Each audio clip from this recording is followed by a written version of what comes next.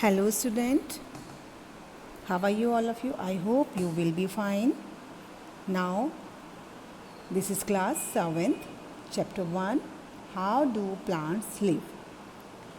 In this chapter, some points I will discuss with you different modes of nutrition in plants. Autotrophic nutrition, the process of photosynthesis, heterotrophic nutrition, special mode of nutrition, importance of mineral nutrient in plants. All these points I will discuss with you. Now we start the chapter. As we need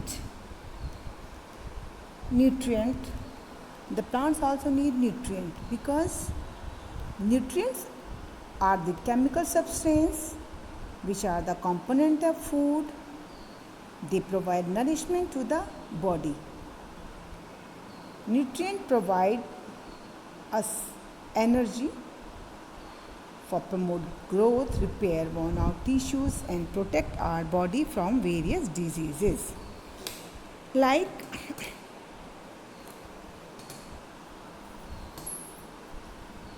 what is the life process? All living things share certain common characteristics like nutrition, respiration, circulation, excretion. These are the important life process. For this, we need nutrition. We need energy. Okay, and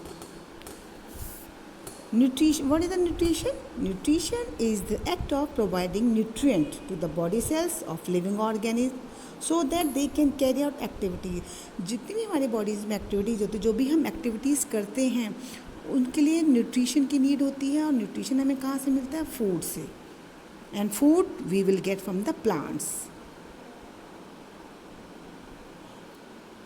Plants which can make their own food from basic substances like water, minerals which is found in the soil and carbon dioxide takes from the atmosphere, and in the presence of sunlight they make their own food, and this process is known as photosynthesis.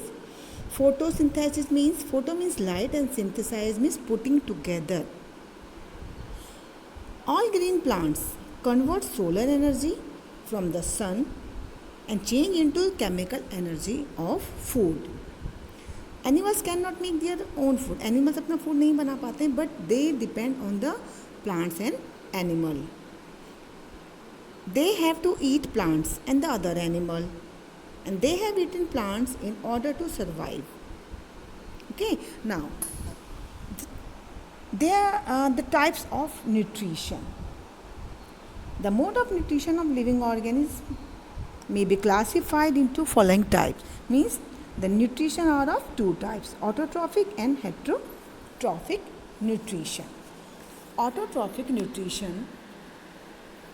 the organisms which make or synthesize their own food from the simple raw material are called autotrophs, and they prepare their own food from the raw inorganic material like carbon dioxide, water. So they are known as producer. Autotrophs means, auto means self, trophos means nourishment, means nutrition. Okay, तो जो जितने भी autotrophs plant होते हैं, they are called producer because they can make their own food itself from the raw inorganic material. Raw और inorganic material कौन से होते हैं? Carbon dioxide, water, etc. What is the role of the to preparation of the food? Green leaves, they are the kitchen of the plant. They are having a tiny structure like chloroplast, where food is made by the process of photosynthesis. And the chloroplast contains green pigment which is known as chlorophyll. By the presence of chlorophyll, chlorophyll absorbs the solar energy and convert into chemical energy. जो chloroplast होता है which is green in colour, जो leaves में present रहता है, वो सन की solar energy को एब्जॉर्ब करके उसको केमिकल एनर्जी में कन्वर्ट कर देता है। And chemical energy which is store in the food that is prepare, और जो केमिकल एनर्जी होती है वो फूड की फॉर्म में स्टोर रहती है जिसको कि लीव्स प्रिपेयर करता है, बनाता है। फॉर द फोटोसिंथेसिस, लीव्स को वाटर की नीड होती है from the soil and carbon dioxide from the water. तो वाटर और जो मिनरल्स हैं या एयर है वो कैसे एब्जॉर्ब करता है plant?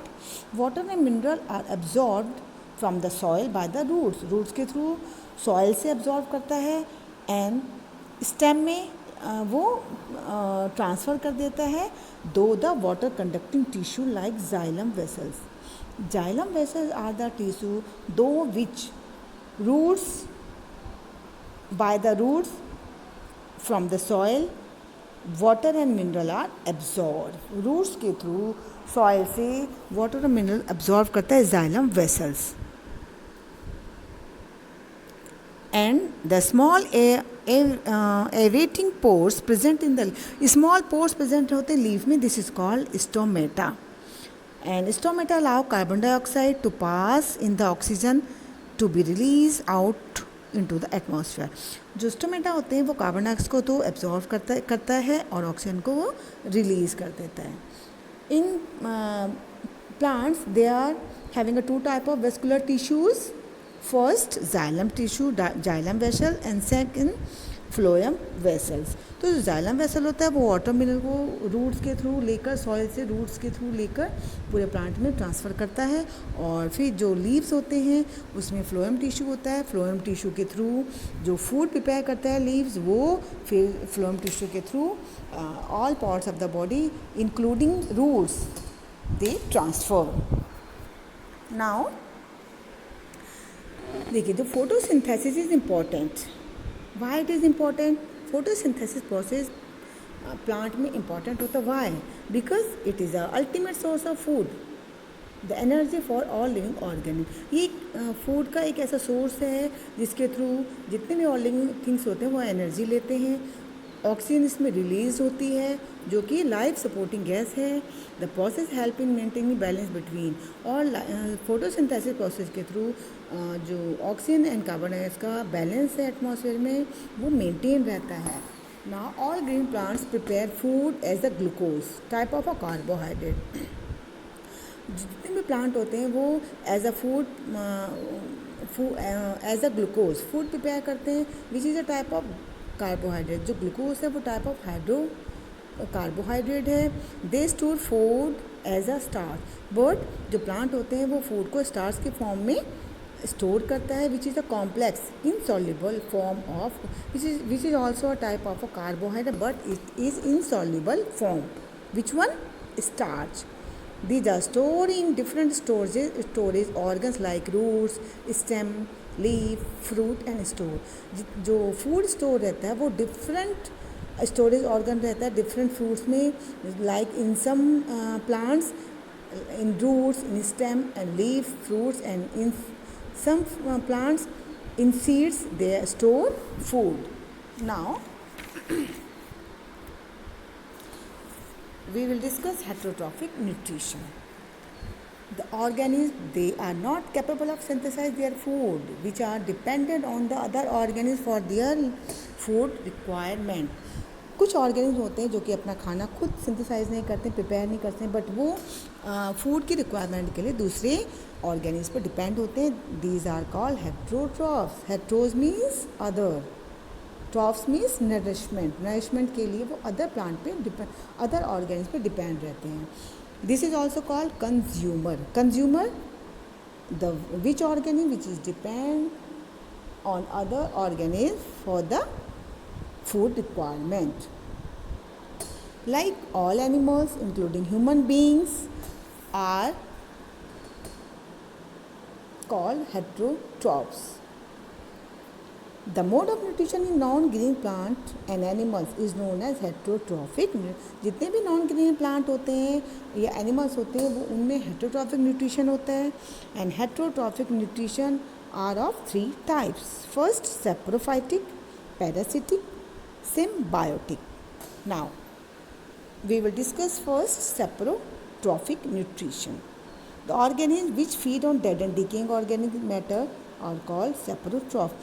Those organisms which are depend on dead and decaying, सड़ी गली चीज़ों के ऊपर, dead organisms पर जो food के लिए depend होते हैं, this is known as saprotroph. It is used for saprotroph with the same meaning are saprotroph and saprobiont. It is also called a saprobiont. Saprotroph secrete digested juice on the dead and organic matter. जो saprotrophs होते हैं वो secrete करते हैं digested juices on the dead and decaying organisms and then digested and convert into simple soluble. जो saprotrophs होते हैं वो dead और decaying जो organic matters होते हैं उन पे secretion secrete करते हैं, juice secrete करते हैं जिससे कि वो simple soluble form में change हो जाते हैं and the soluble and product of digestion are the absorbed by the saprotroph. और जब वो soluble form में चेंज हो जाते हैं तब वो उनको क्या कर लेता है, जो saprotrophs होते हैं वो उनको absorb कर लेता है. And this mode of nutrition in which organisms take in nutrition from the dead and decaying organic matter is called saprotroph. जो भी organism the mode of nutrition जो होता है, खाने का जो nutrition का जो mode होता है जिसमें द ऑर्गेनिम्स जो होते हैं वो dead and decaying organic matter से फूड को टेक करते हैं, this nutrition is known as saprotrophic and this is also called decomposers. Common example of saprotrophs fungi like mould and yeast, mushroom and many bacteria are the common example of saprotrophs. They grow on plants and animal organic matter like cloth, pickle, jam, bread, leather, wood and paper. They grow on these type of organisms, these type of material. Now, parasitic nutrition. Parasitic organisms live on or inside the other living organism like a host. जो parasitic nutrition होता है वो या तो किसी animal के body के ऊपर या बॉडी के अंदर सर्वाइव करता है and the food which is derived from them, the mode of nutrition in which organisms take in food from the other organ. अब mode of this type of mode of nutrition in which organisms take food from the other living organisms called parasitic nutrition. They are parasitic nutrition, parasitic plant, they are of two types, total parasites and partial parasites. Totally parasite जो totally depend होते हैं other plant पर, other organisms पर, और partial parasite जो कि half depend होते हैं और half itself they do itself work. तो total parasites, the plant cannot make their food on which they are totally dependent. Means जो plant होते हैं, these type of plant which cannot make their own food, they are totally dependent throughout their life on the other plant like cuscutter, amarbale, rafflesia. It is a total root parasites. Now the partial parasites, they have green leaves but therefore can make their food for them. उनकी partial parasites की में leaves होती हैं but वो अपना food फिर भी prepare नहीं कर पाता है. They get water minerals from the they need but they get from the other plant like mistletoe. Now symbiotic nutrition. Here two organisms living in close association with each other being of a mutual benefit are called symbiont, and the condition of living together is called symbiosis. The mode of nutrition in which a close relationship between two organisms of different species is established and they live together for their mutual benefit is called symbiotic nutrition. देखिए, in this nutrition when the two organisms live together, close together for the mutual beneficial, and the condition live together is called symbiosis. जो conditions होती है this is called symbiosis.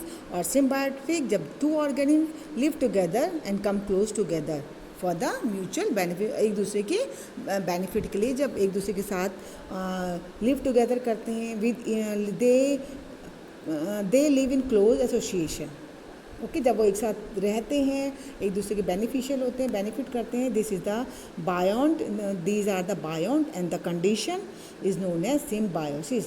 And the mode of nutrition where the two organism they live together and they are useful to each other.